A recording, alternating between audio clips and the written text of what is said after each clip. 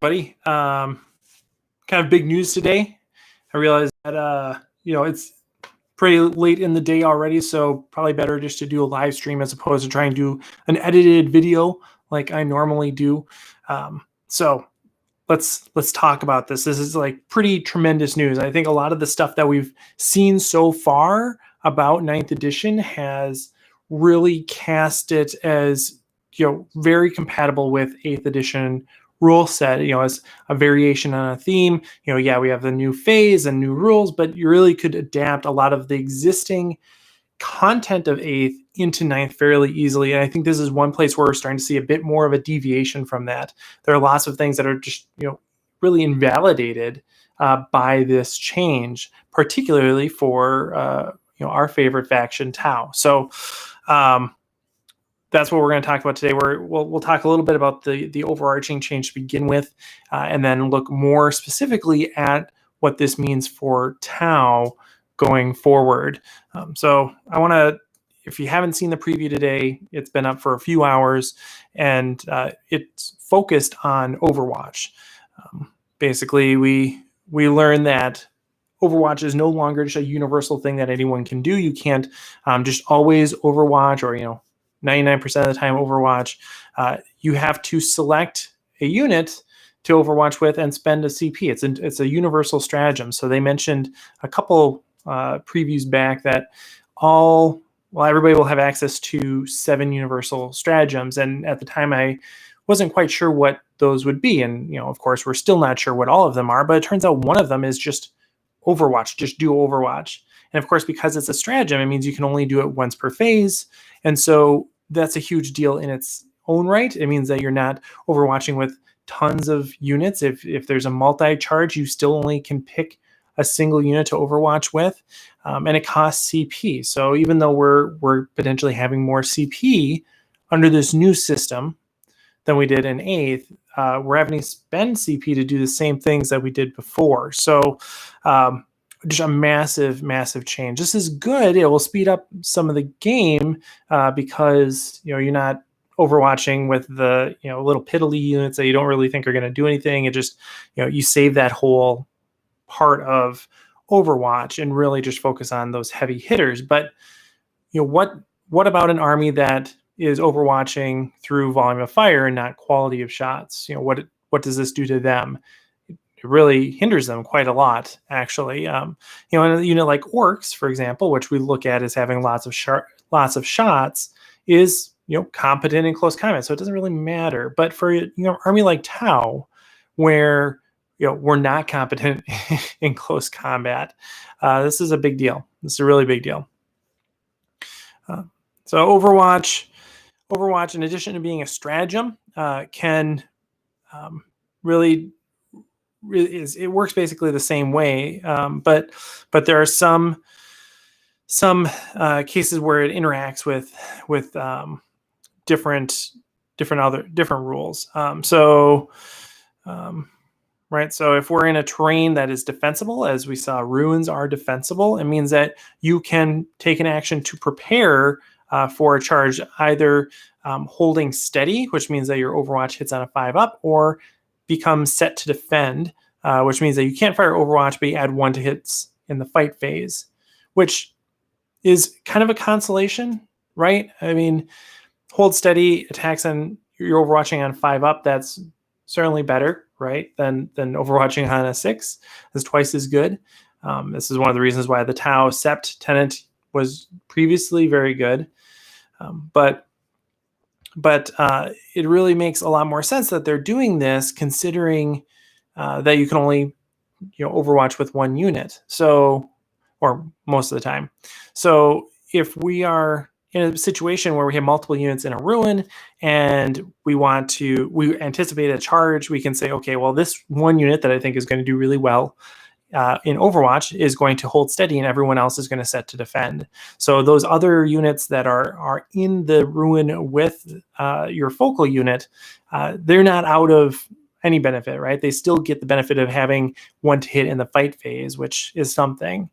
Especially if you're like 3 units going against 1, that first unit is only one unit, they'll go first, assuming that charging or assaults work similarly, and then you can use your other guys that have the boost to their essentially their weapon skill to lay on some extra hits. So it's a consolation. It's good for the game overall. I think I really like this rule, assuming that we're working within the current or future rule set. I think it makes sense.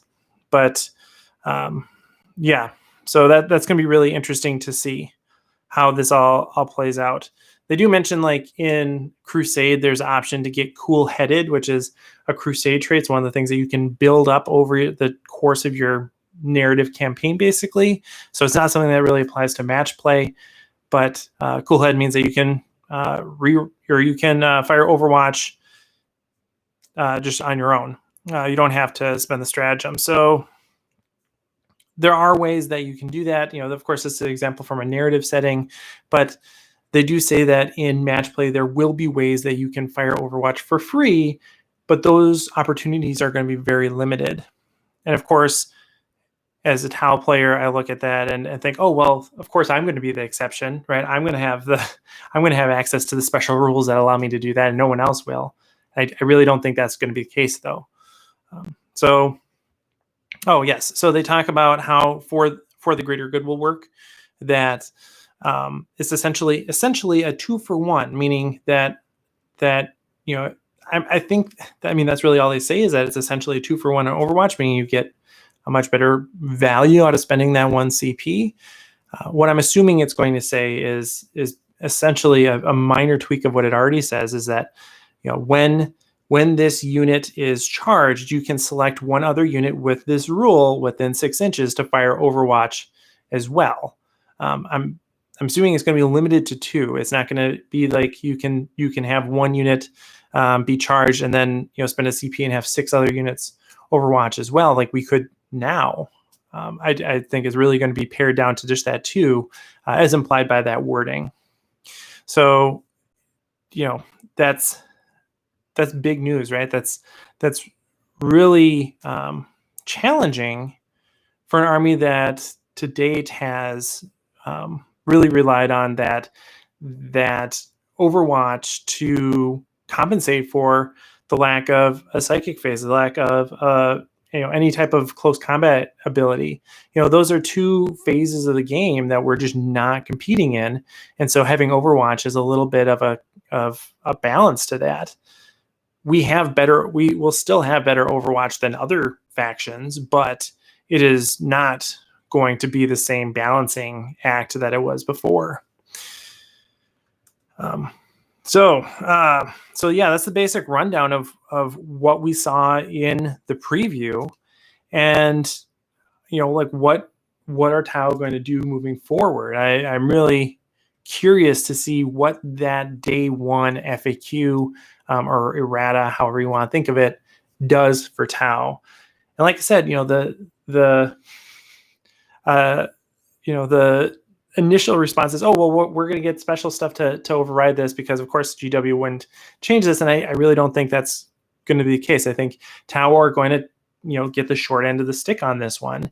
And there's not going to be a whole lot of adjustments made to make Tau ignore these rules. I think, that's part of the design, is to have Tau, feel a bit of pain from this change because they are this. This is a great change for close combat armies. This is fantastic. This, all the things that we've seen so far have really suggested to me that assault armies are going to be a much bigger deal in 9th edition. I don't think that's a unique opinion, but 9th edition will have very viable assault armies, especially on smaller boards with lots of terrain.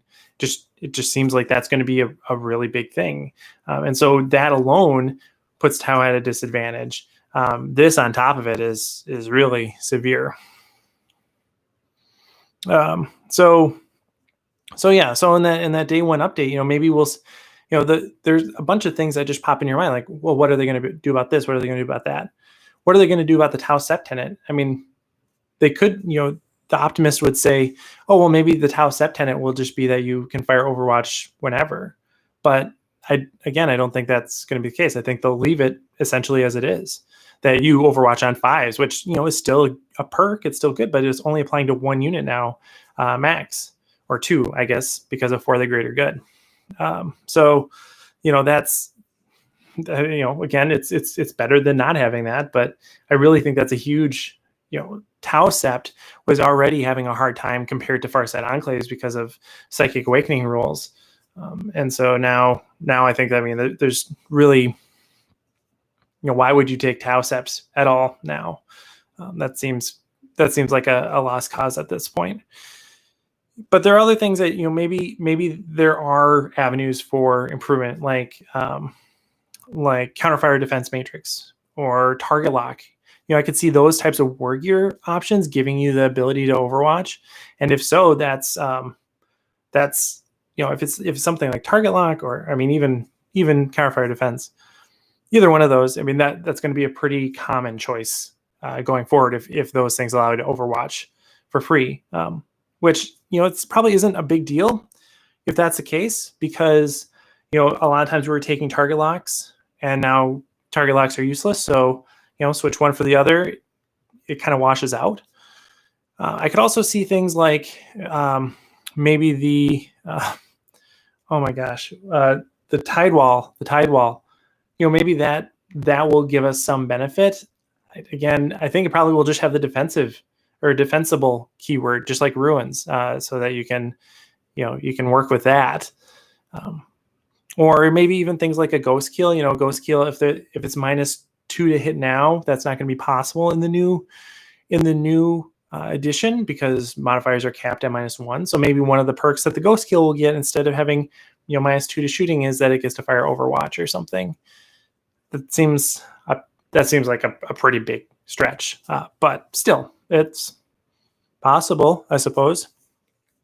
And of course, the pipe dream is that they would give us jump, shoot, jump back in exchange for this compromise to Overwatch. And I know, let's keep the dream alive, guys. Let's see it happen.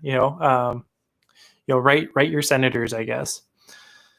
So yeah, it's a big deal. I don't know, I probably said that 3 or 4 times already, and it's going to make massive changes to how we play the game, or how we comprise Tau armies. Things like breachers seem even better now, because of the ability to fire in close combat due to Psychic Awakening stratagems. Being able to fire a bunch of breachers in close combat when you can't Overwatch, yeah, let's do that. That type of thing becomes even more important. Of course, then you also think, well, maybe we need to do more about just not getting into close combat, and that's always kind of been the rule. I've always looked at Overwatch as a last resort, which it is. If you're Overwatching, something else has probably not gone great, and so that's still true. You don't want to intentionally get Overwatched, but it's more true now. So maybe we need to do more about being a little bit more cagey. Again, looking more at more mobile units as opposed to gunline armies. I think there's already been a shift towards that at the end of 8th edition, but certainly going into 9th, being cagey, being mobile is going to be even more important. So I'm looking at you, battle suits. It's your time. Piranhas, flyers.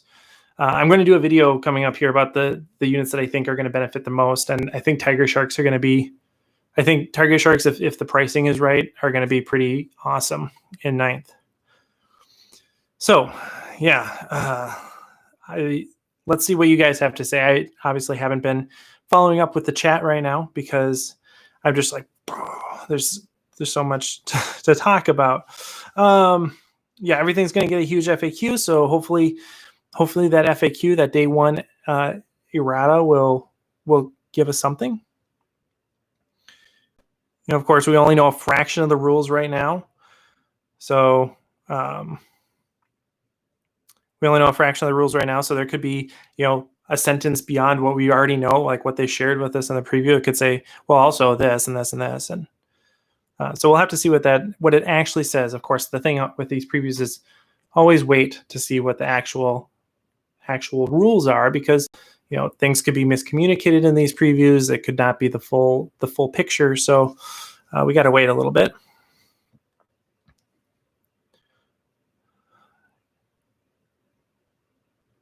My audio is still crackly. I wish I would have seen that earlier.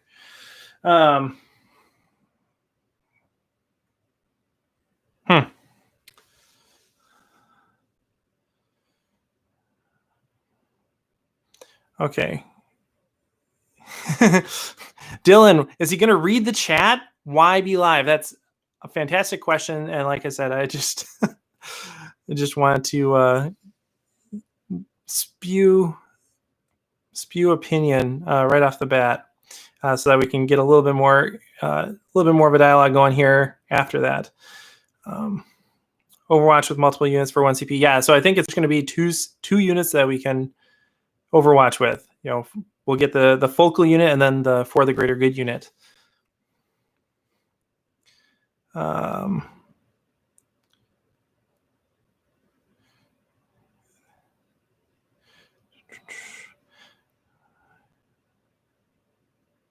Okay, so the screwdriver.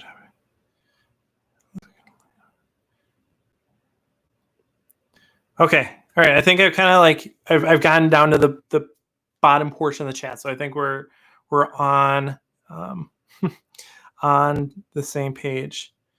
Yeah, old stealth suit rules. Like this one, I can't remember. Was it this book that had the stealth suits with? There was like something in close combat for them, right? Stealth suits. Oh yeah, it's the night fight. Oh, I kind of miss night fight. It was kind of fun, but yeah, stealth counts as being in cover if they're assaulted. Yeah, so maybe stealth suits always get the ability to brace as if they were in defensible terrain. That'd be kind of cool.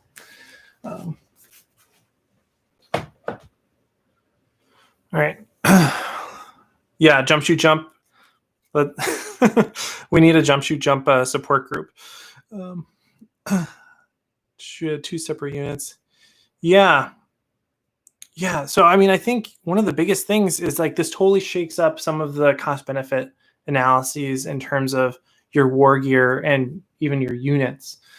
So I'm looking at, again, I keep going back to this comparison between strike teams and breacher teams and thinking about which one is better. And the fact that you're only going to be able to get maximum 2 units, most likely, to fire Overwatch out of infantry blob seems like, again, to reinforce a breacher preference.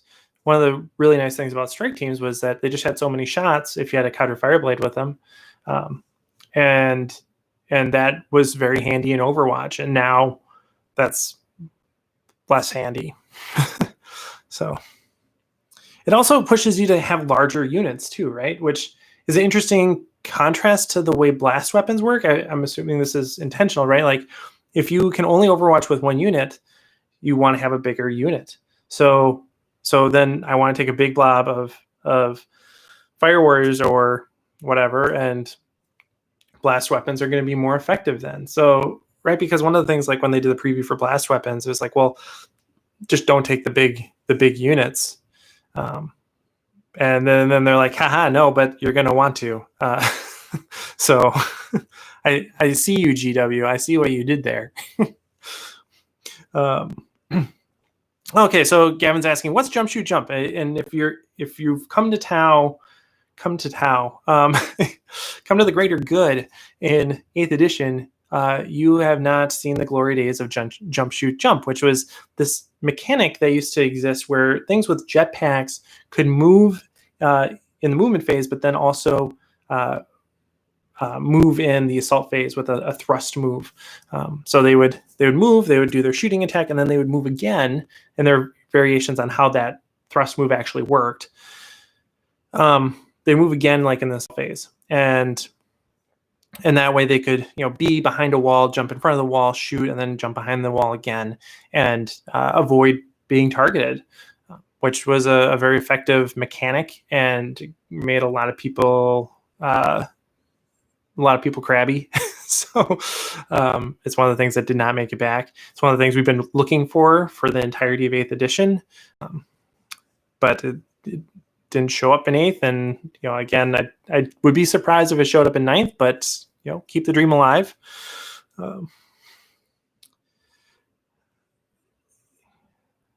Yeah, it does make Yvara's even better, right? Like, I mean, even better. Yvara's were kind of up here, and then they went way down here, and maybe this brings them up again. The changes to blast weapons probably helps them too, right? But yeah, Yvara's, it's kind of the emergency button, smash in case of Overwatch. You just have that Yvara hangout. That's actually a really good point. That Yvara's might just be there for that reason, as opposed to being this, super killy, aggressive unit. Maybe they're way more of a defensive unit in 9th edition, which, solves a few issues. It also plays in nicely with how obscure terrain will work, right? Because they can hide behind that obscure terrain and not be targeted. They don't have 18 wounds. So yeah, that's a really cool point. That makes Yvara's a lot better, that they can kind of hang out and not be shot at. One of their biggest weaknesses is that they're not hard to kill if you're landing the shots on them. So having obscure terrain, having Yvara hang out and back for the greater good. Yeah, I like that.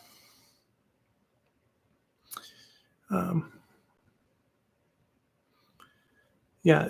So if they bring down Yvara in points, they'll be a damn near every list. Yeah. I agree. Probably. But that's always kind of been the case, right? Is that Yvara's were really good at the beginning, and then they just became too expensive in comparison to Riptides, and so like if you brought the cost down, if you're bringing the cost down of anything, then it will be better, right? But yeah, vectored retro thrusters. So it's basically the jump shoot jump mechanic. So Tidewall, like I said, if Tidewall gives us any benefit aside from just being defensible, then I think it would be really useful.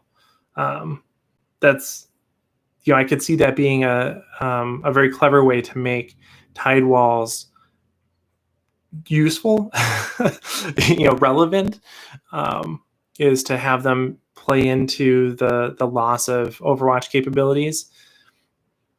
I think, again, that's probably an over-optimistic thing. We can, as people that play the Army, we can look at a lot of play. Of course, GW plays the Army too, but as people that focus on the Army a little bit more, maybe we look at things through rose-tinted glasses in terms of opportunities for making this faction more powerful. And so I don't think GW does that in the same way, because again, they have some balancing agenda in place, and that's a good thing. But it doesn't mean that they're going to do all the things we want them to do.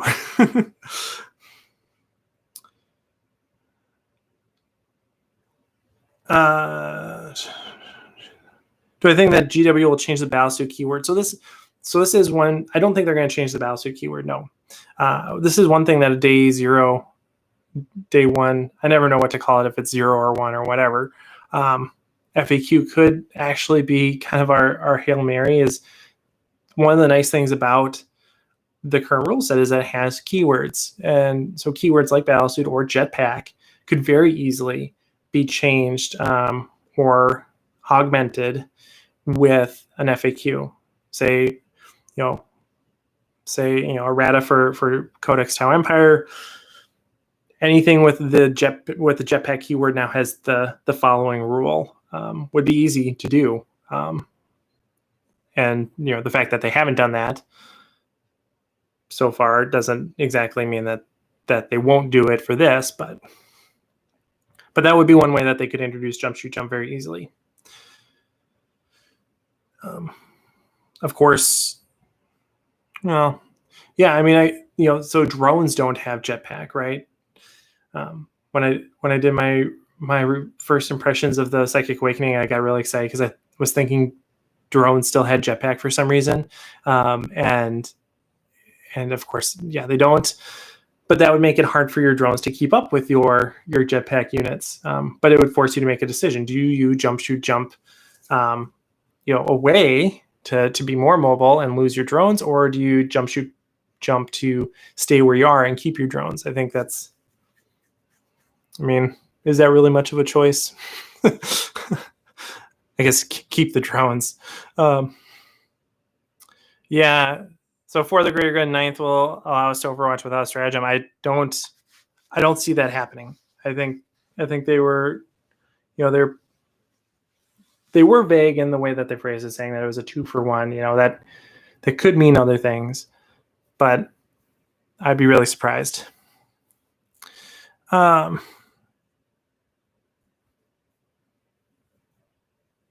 Oh yeah, like maybe I guess that could be it. It could be, although I don't know if that's any. Yeah, anyway. Do battle suits also have the infantry keyword? No, with the exception of stealth suits. Stealth suits have both the battle suit and infantry keyword. Yeah.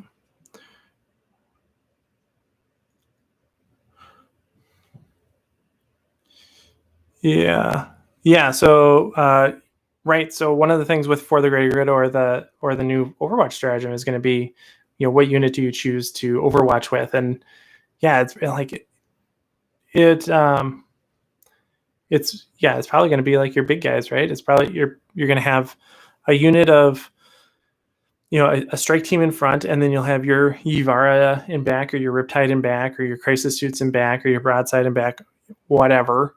And you're like, okay, I'm going to Overwatch with him. I'm going to I'm going to allocate For the Greater Good to my big beastie here, and they're gonna do as much damage as they can. You're not going to pick, to have your Pathfinder unit For the Greater Good, which I guess, again, is part of the point, right? Is they're trying to streamline the process. They're trying to take out these, really long shot cases, which again, for, like an army like Space Marines, where you have a relatively modest model count or volume of fire, that makes a lot of sense. But if you're looking at an army like Tau, particularly like infantry-based Tau, where you have quite a lot of shots spread across many different units, that has a bigger impact. It has a disproportionate nerf to those units. Crude viable now. I think the way that Crude would be, I don't think Crude will be super viable just right off the bat. I think a lot of things that we've talked about with Fire Warriors being a more point efficient offensive and defensive unit will still be true. Where I think Crew will become viable is with the new Codex. If they get any type of rule that allows them to utilize strategic reserves in a unique way. Because that was the best thing about Kroot, going back, I don't know, quite a few editions, right? Is having Kroot be able to move in unique ways on the battlefield. That has, at least in some editions, has been one of their key attributes. And I think that was a great role for them, is having them be kind of outflankers, have them be the huntsmen, having them be out and about as opposed to being part of the core line. I think makes a lot of sense thematically and mechanistically. So if Kroot gets something that allow them to come in differently, if they get something that allows them to be more effective when they come in from stored reserves, for example, like let's say they get, maybe like +1 hit when they come in from stored reserves or something. Sweet. Let's do that. that could make a huge difference for them. Strategic reserves, not stored reserves. Sorry.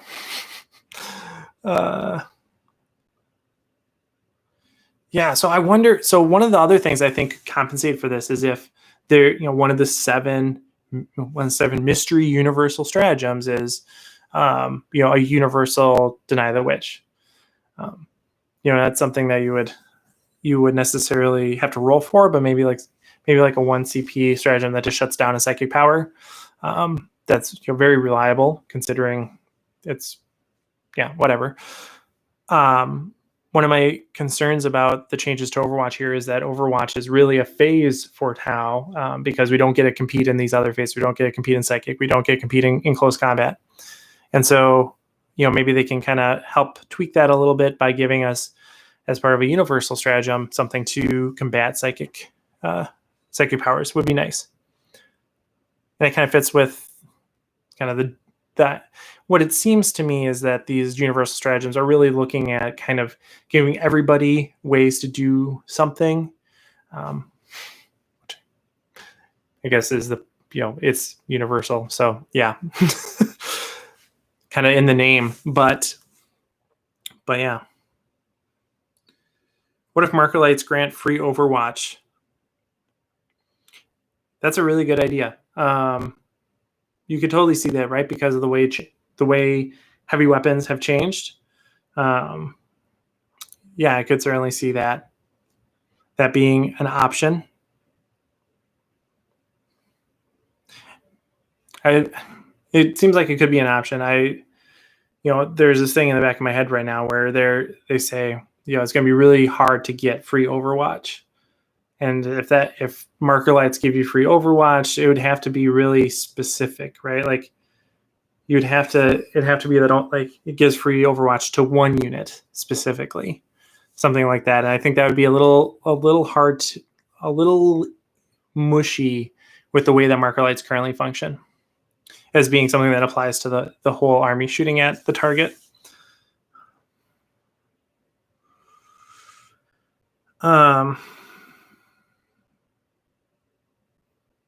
Yeah, that electric warfare suite will make Ghost skills deny deep strikers. Yeah, but that was also right. That was this guy. We have that in here.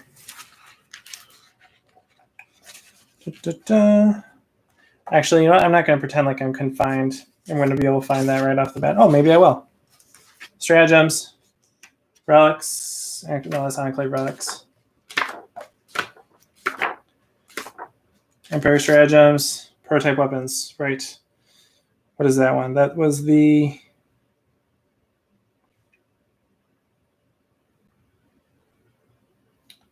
It's in here.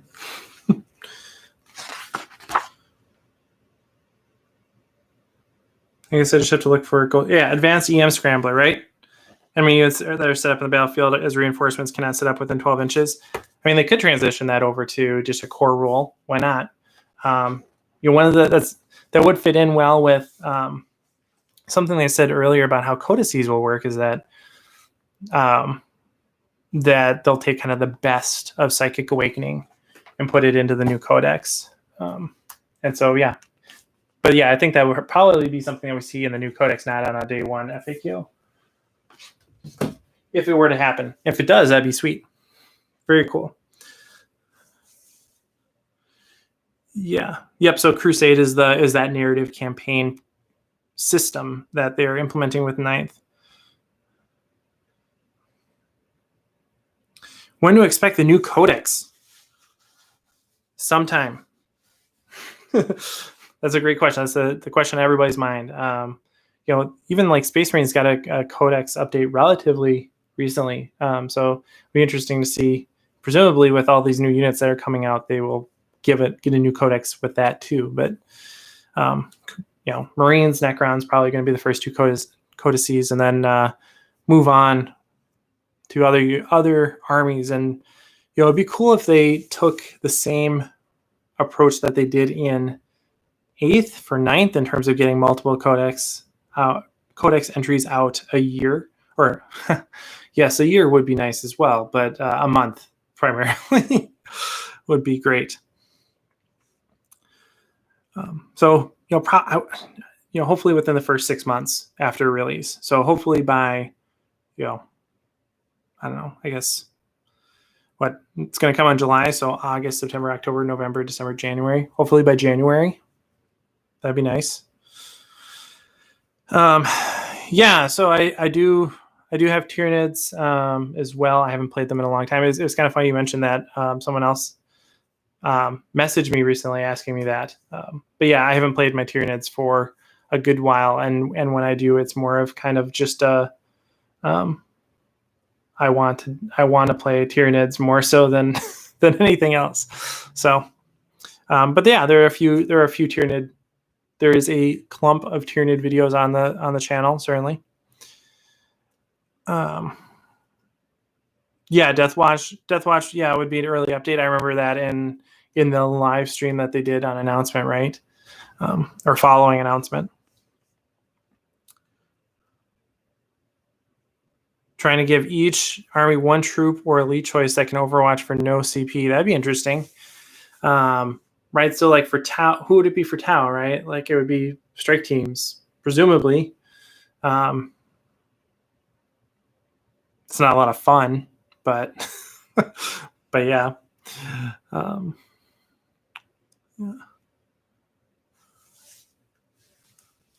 All right.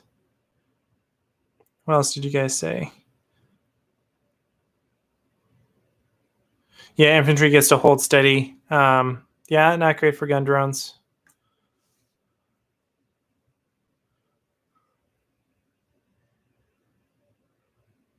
Yeah.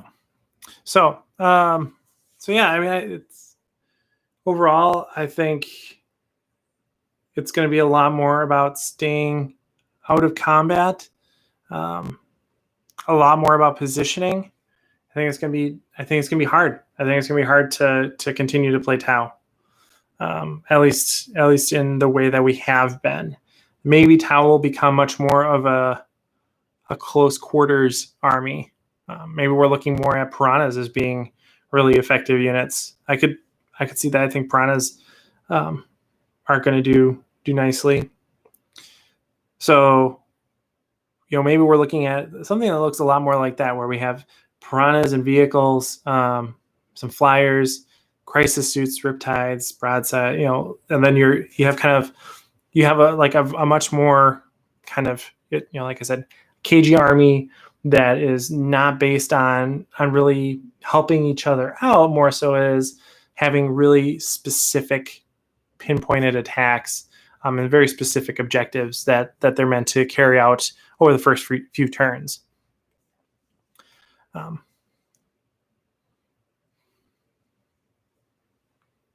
Yeah.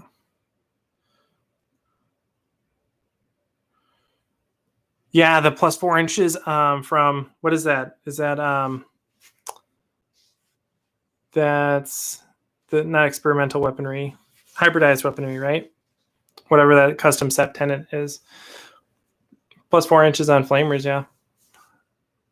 On assault weapons.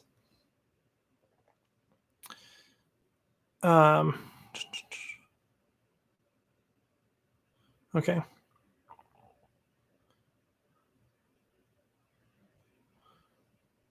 Yeah. So either we'll see basically a Tau meta where either you're forced to be in their face immediately, or you try to hide in the corner as much as possible. Yeah, I mean, I think that's not a unrealistic future.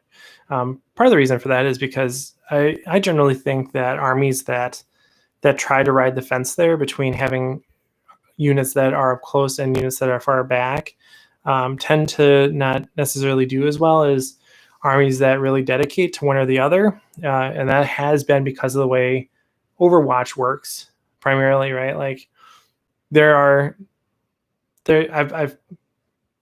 had plenty of games where, an opponent will take their one beat stick unit that they think is going to, just totally clear the board and march it up the center of the board. And, in the turn or two that it takes to get there, I'll whittle it down and then either it won't make it to charging, or it will, charge me, and then I Overwatch with the whole gun line, and, too bad, so sad, that thing didn't do anything. And then they're sitting there with their pants down and they don't know what to do. So changes to Overwatch mitigate that. Changes to terrain mitigate that as well. So maybe there is more room for kind of riding the line between an aggressive and defensive army in 9th edition. But yeah, in the past, I would tend to say not as much. So yeah, Crisis Bodyguards getting better. Point drop in 8th. So yeah, I'm really happy with how Crisis suits work right now. I'm really happy with where they're at. I'm afraid that, guys, I'm losing sleep over it. I'm afraid that with the 9th edition point adjustment, that they're going to be kicked back to unreasonable point cost. There's no way to know until we see those numbers. So when we see those numbers, then we'll figure it out.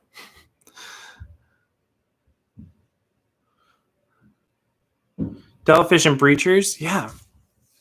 I mean, like I said, I'm feeling the Breachers right now. I'm feeling like Breachers are, again, at the tail end of 8th here, there's been several effective lists that have relied on Breachers, and I don't see anything in 9th so far that's going to change that. I don't think that there's anything in here that says, oh, well, you clearly want to go with strike teams now.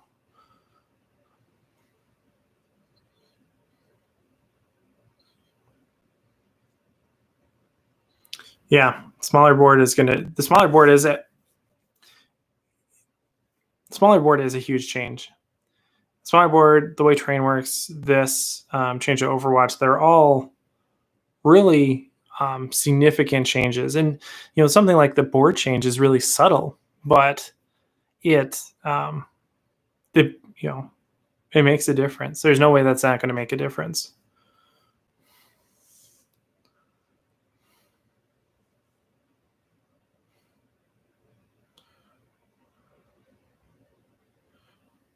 Right. Yep. Yeah. So I just put it back. The Breacher Stratagem from Psychic Awakening is delicious right now. That's a lifeboat. And again, it makes sense, right? They said that they made 9th, or they made the Psychic Awakening books with 9th in mind. So the fact that there's a stratagem in there that seems to it was good in 8th, and it's just kind of like a godsend in 9th potentially. So that makes sense to me.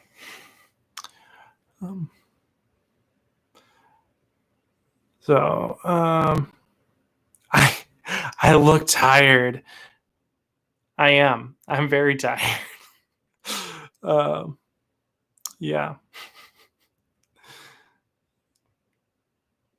Guys, this channel has never been about about my appearance, and there's a reason for that. So, yeah. Okay, so what do you guys think? Anything else you want to chat about? Whether it's about Psychic Awakening, whether it's about 9th edition, about Overwatch, about Tau in general. Anything else on your mind? We can chat a little bit. Can you see a pose? This is the pose. This is the pose. I got my hand up, rest on this ledge right here. That's dynamic posing, right? I mean, that's about as good as a pose you would get out of a miniature in 1994. So, new accelerated photon grenades. Ooh, yeah, accelerated photon grenades. I like that. I mean, I like they read nice anyway, but yeah, they read better now. What do I think will change with Riptides? I think they're going to go up in points. I don't think anything mechanistically will change for them.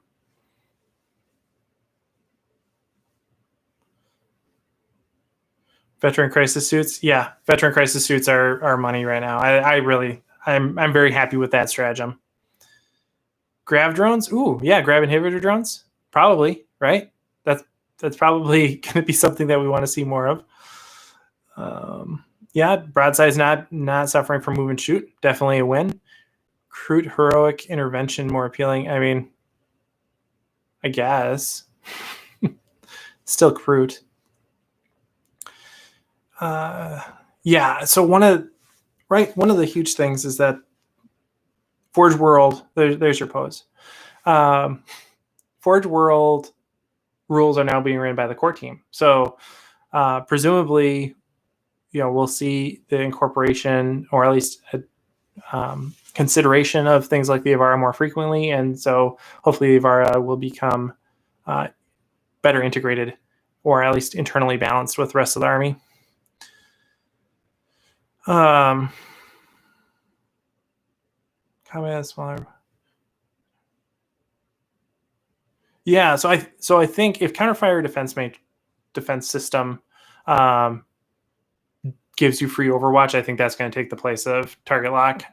But yeah, otherwise, advanced targeting system, shield generators are probably going to be good selections in place of that target lock as well. I mean, you probably are already taking advanced targeting system, and for a Riptide, they can't take a shield generator, so velocity tracker. Then, if counterfire defense rate, is it defense system or defense matrix? Counterfire. If counterfire doesn't give you free Overwatch, then yeah, you'll see velocity trackers. I think that our bad units will be more useful in 9th. Yeah, probably. I mean, at least to some extent, right? I mean, one of the things, yeah, that's one of the things about bad units is generally that they're just not costed correctly. It's not that the rules are inherently poor; it's that they don't give you a good bang for your buck. And so, if we're looking at something like Kroot, again, you think I want something that's a little bit more meat shieldy or something with the smaller board size, but still, I mean, all the arithmetic that goes into that cost benefit analysis is still the same. It doesn't change necessarily. So I think there's certainly room for, I think there's certainly room for underused units to shine in new ways, but it isn't necessarily in the way that you might immediately think. Do I think that they will let Shadow Sun's Master War ability work with any set? Nope, because if they were going to do that, they would have done it with the FAQ.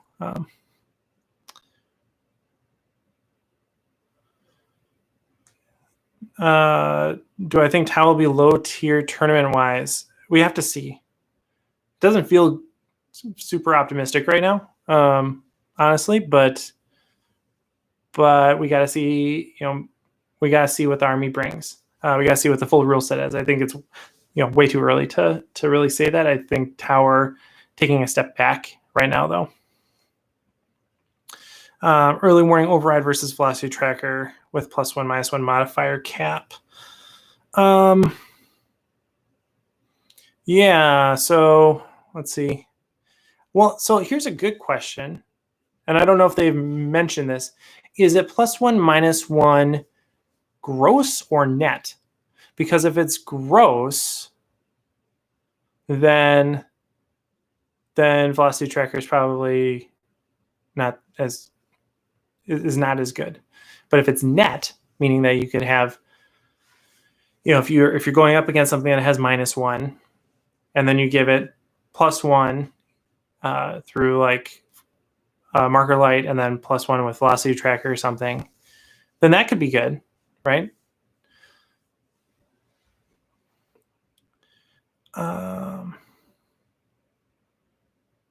Support systems for vehicles. That's another one of those things that went away with eighth in the indices that I've wanted to see.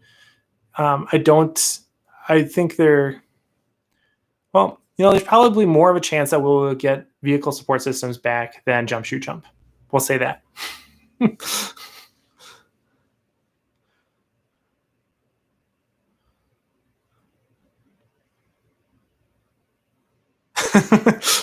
Yeah, we are not allowed to participate in the psychic phase. It's actually, they have it embossed on a wall in Warhammer World. Storm Surge is losing appeal with the mod cap. Yeah, Storm Surge. I mean, Storm Surge also, I'm interested to see the full rules, because I think the devil is going to be in the details there for the Storm Surge, in terms of if it's a win or not, given the way that blast weapons are going to work. and how heavy weapons work. Although it had the gunboat rule, so.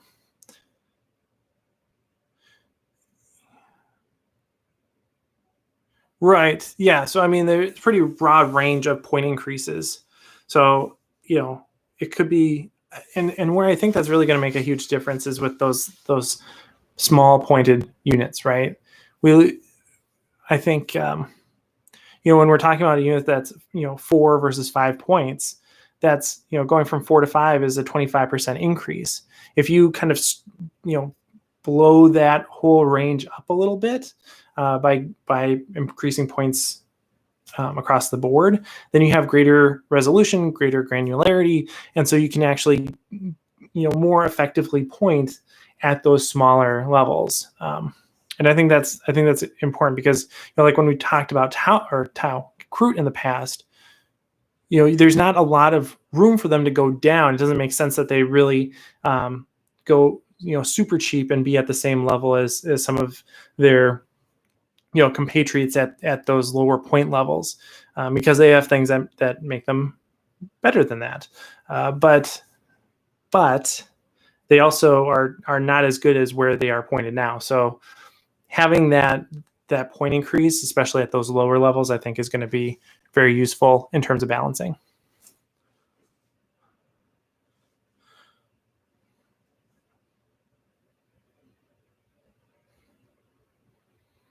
Yeah, sniper drones are going to be weird. That's I think it's going to be a lot of stuff like that, where we have these systems that are built up to rely on multiple modifiers that are going to see those day one FAQs.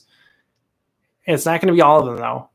There's going to be some of them that are just going to take the hit, and the rationale will be, well, now you have your choice of which modifier you want to take. But hopefully other ones will be, right? So like Firesight Marksman buffs are going to be hopefully better worded.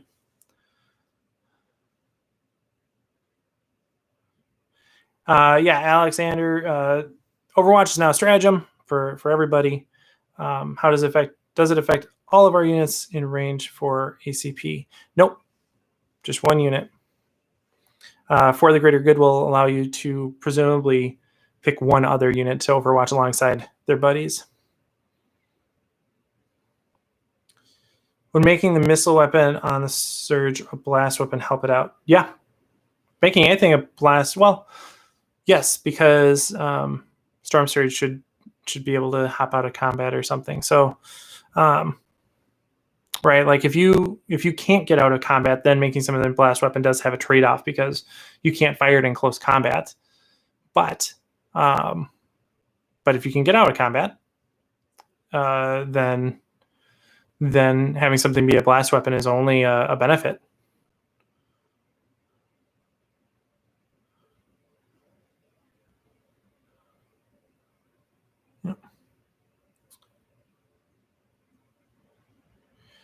Yeah.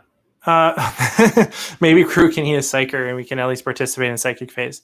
That's one of the really, the adaptive capabilities of crew is one of the coolest things of the fluff, and I feel like that's missing. I did a video a while ago talking about ways I think we could fix crew, and one of them would be to kind of have like their own version of Septenant where we pick different traits or different rules for them based, before game based on what they've been eating.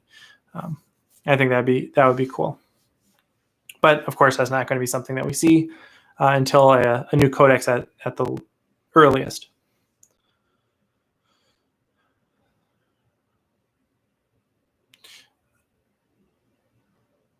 All right.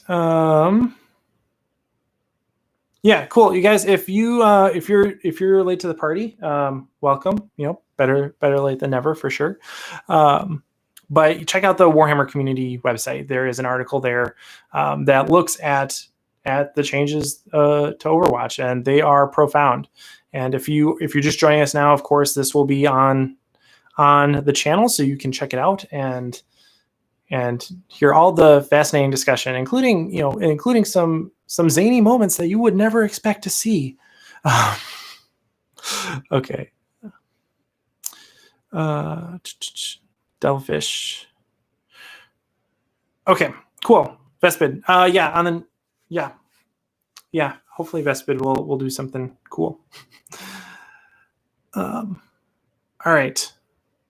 Cool. So, any other thoughts, comments, questions?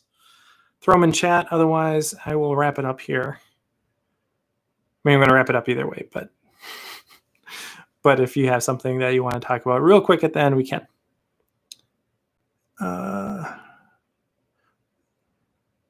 Yep. Okay. Yeah. Thanks, guys.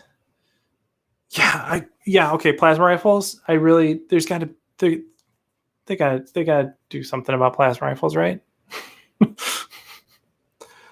Airburst fragmentation projectors. That's something as soon as we saw the changes to blast, I went on eBay to try to find some. I can't. So hopefully I have enough. I don't even know. That's one of the things I have to do here is go through my bits and figure out how many AFPs I have. Hopefully should I have enough? I don't know. I should have a few. So yeah, those are something that I'm assuming will be blast weapons, and I think are going to be a good choice considering how reactive countermeasure works. You want to take one because of that anyway, and if AFPs are, I mean, right now they give you a good volume of fire, but they will give you a better volume of fire if they're a blast weapon in 9th. So maybe we can, and especially because of that obscure terrain, man. Yep, AFPs, smart missile systems. Let's make it rain. So, plasma rifles could be more expensive for all as long as they go down. Yeah, damage 2. Well, that's yeah. Damage 2 would be good. Okay, cool. Well, thanks everybody for hanging out and talking with me. Like I said, I'm excited to see how this all plays out.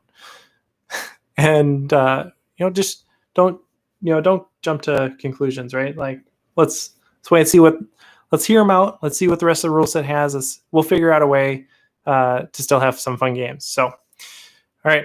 Thanks everybody. And as always, happy wargaming.